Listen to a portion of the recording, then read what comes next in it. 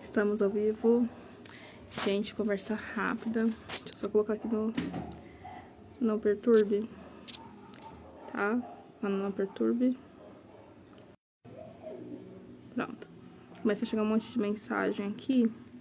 Ou alguém liga e acaba me atrapalhando, tá? Eu quero falar com vocês sobre o vídeo que eu postei ontem aqui nos stories. De uma avó que falou, né? Da netinha que colocou o varal no pescoço. Por conta de conteúdos que ela acessa na internet. Mas, gente, faz quantos anos? Quem me acompanha desde o começo que eu falo, que eu bato na tecla sobre o uso de telas restrito e sem supervisão para as crianças. Por mais que você coloque um YouTube Kids, por mais que você coloque vídeos que você acha que são inofensivos, porque tem as cores legais, que tem só uma musiquinha legal. Ó, meu filho querendo sair porque eu vim aqui pra lavanderia pra gravar o vídeo, que faz tempo que eu quero falar com vocês e não consigo. Ele tá me chamando. Oi, meu amor. E aí tá trancado. Então, e voltando, faz quanto tempo que eu falo com vocês sobre isso? O uso das telas não é oba-oba, não é dizer assim, você fala porque é fácil. E, cara, eu tenho duas crianças em casa, uma de 2 anos e 7 meses e outra que fez 10 meses hoje, dia 4 de março. Você acha que é fácil? Não é fácil. Ele tem os brinquedos mais que estimule e mesmo assim, às vezes me vê usando o celular para trabalhar, para responder alguma mensagem, para fazer algum agendamento. Às vezes eu estou com o celular na mão. Eu trabalho com o celular, né? Mas não pode ser também uma coisa indiscriminada, que não dê atenção, que não tenha olho no olho, que não tenha contato. O que eu bato na tecla é: estimule a criança com outros recursos, brincadeiras. Tem alguma coisa na sua casa, tipo um fouet, uma colher de pau, um pote, vai brincar, falar pra ele, olha, você vai fazer a comidinha, a casinha, porque criança você pisca, pronta. Eu fui trocar a fralda da minha filha e o meu filho queimou o braço e eu não vi, ele não chorou, não gritou e não comunicou. Então não é falta às vezes de supervisão em relação à criança estar desassistida. É só um momento que você tem que ter clareza de que, cara, eu sou uma pessoa, eu falho e às vezes eu não vou dar conta de tudo. Daniele, seja bem-vinda. Então você não vai dar conta de tudo porque você não é uma máquina. As máquinas param, as máquinas precisam de manutenção, as máquinas precisam de descanso, as máquinas precisam de reparos. E o ser humano acha que o outro ser humano não precisa. Que dicotomia é essa? Que dissociação da realidade é essa? Que você acha que o outro ser humano não precisa. Então, fica aqui esse alerta. Eu vou fazer essa live muito breve mesmo.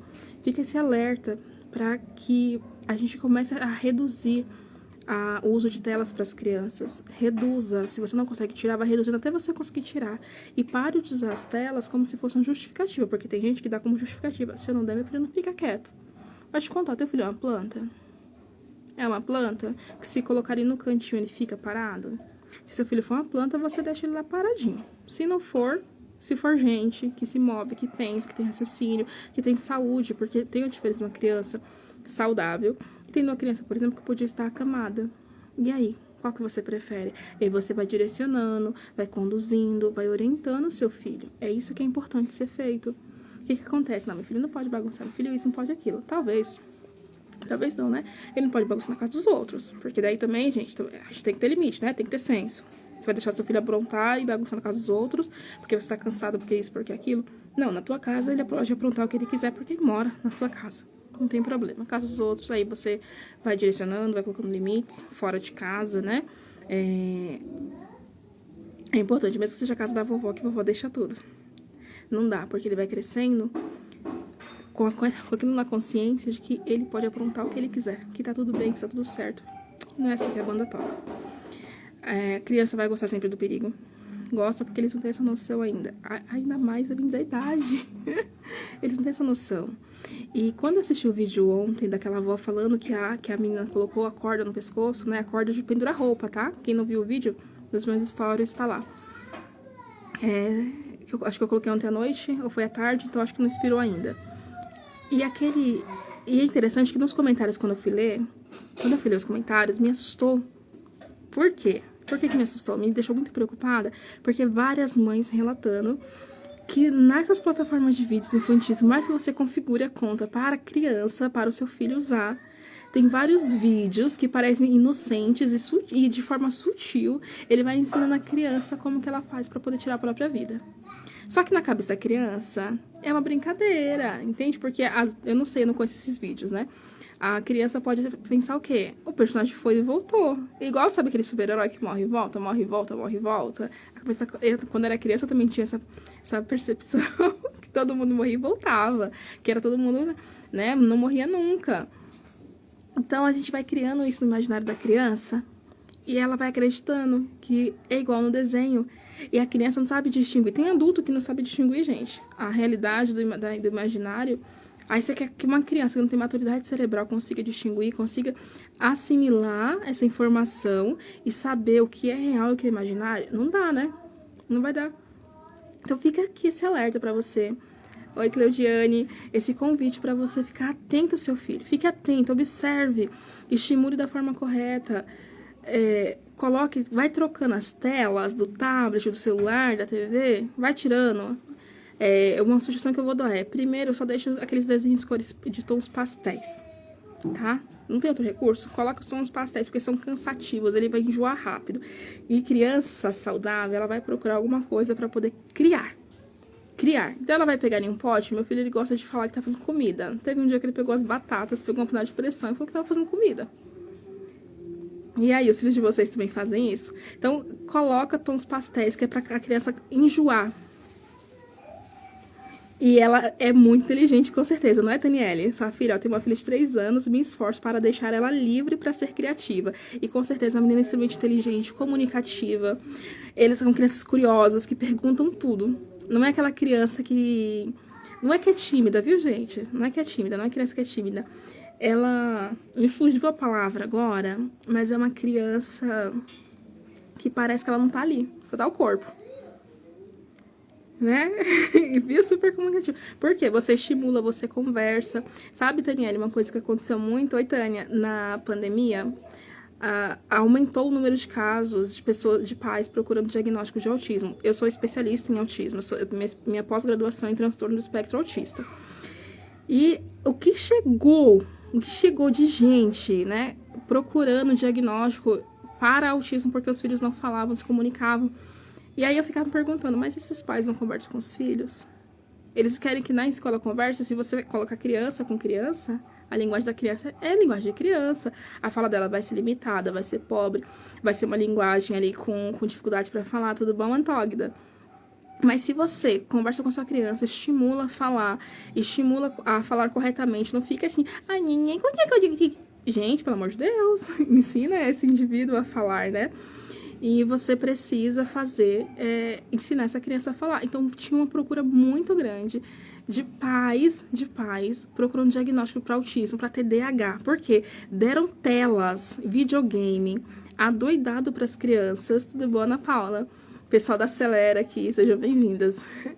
Adoidado para essas crianças e não conseguiam tirar, porque a criança estava hiperestimulada por conta do quê? Estímulo de telas, várias cores, sensorialmente, gente, na pele da criança, aqueles estímulos de cores, de sons, é muita informação e a criança não consegue digerir tudo aquilo, ela não consegue assimilar toda aquela informação.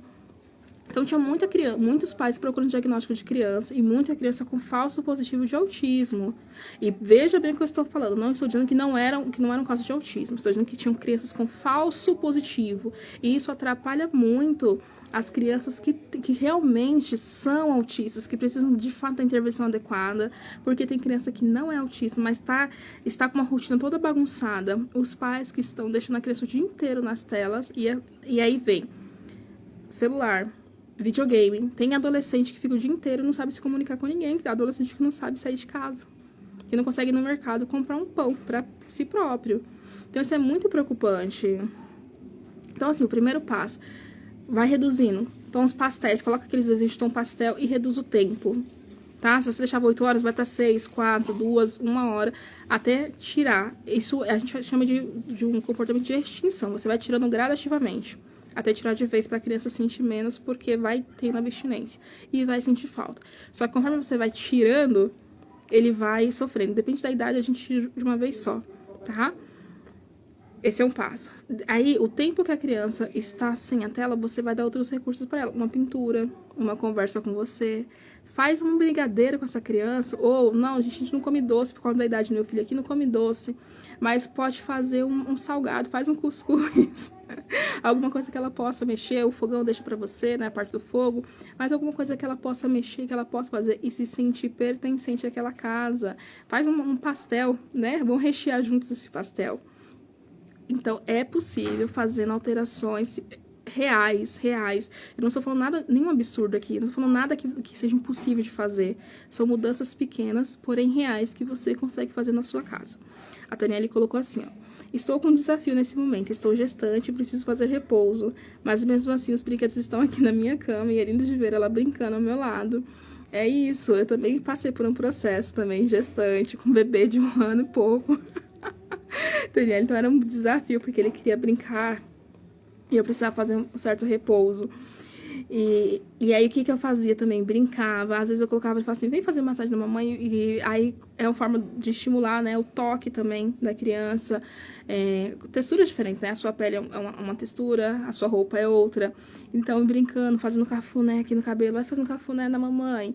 Você vai estimulando a criança e deixa brincar em cima da cama. Depois, devagarinho, no seu ritmo, guarda. Ou vai ensinando a criança a guardar. Com 3 anos, já sabe guardar os próprios brinquedos. Ou deveria saber. Tá? Porque com 1 ano, ela já, quando começa a andar, já quer ajudar. Então, se já participa da rotina da casa, se já está... se essa criança mora nessa casa e faz parte da rotina, logo, ela já consegue ajudar a guardar os brinquedinhos. Tá? Tem uma fase que não quer mais guardar nada. Então, vai fazendo aos poucos. E aí você vai ensinando, guarda aqui, guarda ali. Você vai ver o quanto que ela vai te ajudando e vai ficando mais leve também. Porque no repouso é muito importante pra você e pra esse bebê que você está gestando, tá? Eu não sei quanto tempo que a sua filha assiste, tá? Então, veja o tempo que ela assiste, vai reduzindo gradativamente, desenhos pastéis. É importante que vocês sempre assistam juntos pra saber o que está sendo dito nos vídeos, gente. Tem tanta porcaria em desenho infantil. Quando eu trabalhava na clínica presencial, os pais colocavam Peppa Pig para as crianças assistirem, Masha e o Urso. Vocês têm noção de como que eu brigava com os pais, que eu falava assim, olha... Não tem condições de você deixar o seu filho assistindo isso, porque ele vai aprender, criança aprende rápido, principalmente o que não presta. E a Peppa Pig era uma criança extremamente birrenta, a Masha era extremamente teimosa, e a criança aprende isso. Só que se você não vai dar conta de lidar com a teimosia, com as birras do seu filho, por que você vai delegar isso para outra pessoa? Faz sentido isso para você? Se você não está dando conta, como que você vai delegar para outra pessoa? Então, não fira o seu filho, não machuque dessa forma. Isso não é amor. Gente, isso não é amor. Então, vai diminuindo. Eu não conheço, preciso conhecer. Tem muitos desenhos que eu não... Porque aqui a tolerância é 0 para telas. Aqui é brinquedo, é as panelas, é os armários, os potes... Então, mas tem que ver que coisas boas são essas. Pra qual faixa etária? Porque às vezes é bom pra uma criança de 9 anos, mas não é bom pra uma criança de 3. É bom pra uma criança de 10 anos, mas não é bom pra uma criança de 2 anos. Precisa ver a linguagem. Se os narradores, né, se for um filme estrangeiro, um desenho estrangeiro, se quem está dublando está com uma linguagem adequada, com a fala é mais... digamos, infantil, não aquela fala adulta, ou se for uma fala adulta, coerente, sabe? Que seja uma linguagem simples, compreensão, que vocês acompanhem, porque às vezes o que acontece? Vocês começam a assistir junto, aí daqui a pouco tem alguma coisa pra fazer em casa, principalmente quem é mãe, né? Aí vai lavar uma louça, vai lavar uma roupa, vai fazer uma comida, aí vai lavar um banheiro. Quando vê, a criança tá sozinha lá assistindo. E você perdeu alguma parte importante. E foram que essas mães, no vídeo que eu compartilhei nos stories, falava que nos desenhos, tinha muito desenho que elas achavam que eram inocentes e estavam com conteúdos que não eram nada inocentes, conteúdos que estavam ensinando crianças a fazerem coisas que, assim, que você fala, meu Deus, é isso mesmo que essas crianças estão vendo? Então, é muito importante que vocês estejam atentos de fato. Limita, por mais que vocês coloquem o YouTube Kids, que vocês coloquem lá a Netflix infantil, vejam o desenho, o conteúdo que os filhos de vocês estão assistindo. Isso é muito importante. Até para que, gente, e observe também o repertório de vocês. Que a criança escuta e aprende, principalmente aquilo que não presta. Se você fala palavrão, seu filho vai aprender a falar palavrão. Se você aprende a xingar, seu filho vai aprender a xingar. Isso aprende assim, ó, rápido. Por quê? Manda informação nas sinapses cerebrais e vai falar assim, isso é legal, isso deu prazer, eu vou fazer de novo. Ou então a criança fala e o adulto faz o quê? Ri. Aí o adulto ri, ele fala, é legal, papai tá rindo, mamãe tá rindo, titia tá rindo, vovô tá rindo, eu vou fazer de novo. Porque todo mundo tá achando legal. Até ele compreender depois que não é legal fazer aquilo. Então façam esse exercício por vocês, né, e pelos filhos de vocês, de se observarem. Eu sei que é difícil, eu falo por mim. É difícil para mim também, muito difícil fazer muitas coisas. E aí eu tenho que me desafiar, falar, cara, eu sou adulta, eu não sou a criança que é meu filho, então eu sou adulta, eu preciso me moderar, eu preciso me cuidar, preciso trabalhar em mim as minhas emoções, os meus comportamentos, para que ele não faça igual, para que ele não repita esses padrões. E não repita com os coleguinhas na escola, não repita quando eu não estiver por perto. Então, é o nosso exemplo. Tá certo? Então, depois a gente assista um vídeo. Quem for assistir a live depois, se perder, né? Eu não sei se vai estar, acho que não vai estar mais nos stories. Mas é um vídeo de uma avó falando sobre a netinha que, numa brincadeira, subiu em cima do puff, colocou uma corda no pescoço. E o que me deixou chocada foi a forma do... Ai, meu Deus! A forma que estava a corda. Porque como que aquela criança amarrou daquele jeito? Eu não acho que foi a criança que amarrou. Algum adulto deixou ali. Então, a gente também precisa ficar atento, gente, porque tudo pra criança vira aventura. E aí, o nosso desafio, que eu costumo brincar, é que quando você faz o aniversário do seu filho de 1 ano, de 2 anos, de 3 anos, da idade que for, não é só porque a criança está comemorando o ano, é que ela está comemorando a vida. Se você conseguiu manter o seu filho vivo por mais 1 ano. Porque criança pronta, gente, eu falo por experiência que eu tenho 2. E aí, a minha filha tá seguindo o mesmo embalo do irmão. Ele quer subir no sofá, ela quer subir também. 10 meses, ela quer subir no sofá igual o irmão de 2 anos e 7. Então, é o desafio mesmo, da gente educar, de orientar, de desce daí, vem brincar aqui, brinca com isso aqui, não brinca com aquilo. Vamos conversar agora, vamos contar a história. Comprem livros de histórias para os filhos de vocês, com histórias curtas, às vezes sem texto nenhum, só imagens, para trabalhar a criatividade. Saiu, se a sua criança fala, pergunte o que foi que viu, com quem foi que falou, o que foi que fez, o que foi que comeu. E sempre brincando, sempre estimulando, vai ser muito legal. E sempre que ele conseguir te responder, você estimula, que legal, filho, que legal, filha. Então você brincou com a coleguinha, olha, você andou lá no carrinho, você viu o pato. E dá essa entonação de que você está compreendendo o que o seu filho está dizendo, que você está atento ao que ele está te falando e que está sendo interessante aquele conteúdo que ele está te trazendo. Isso vai ajudar o seu filho a fazer o que com você, né? Ter confiança, contar pra você todos os segredos dele, confiar sempre em você. Você sempre vai ser a primeira pessoa que ele vai te contar as coisas, porque ele confia e acredita em você. Olha que coisa maravilhosa. Então, gente, para mais conteúdos como esse, já clique em seguir se você ainda não me segue aqui. Se você está vendo essa live, se conectou comigo de alguma forma, deixe o seu comentário aqui nesse vídeo e vamos crescer nesse mundo e contribuir para um mundo melhor, para uma sociedade melhor. Porque essa geração é a geração que dá certo sim. Ainda não acabou e podemos fazer muito, muito por uma geração saudável. Grande beijo!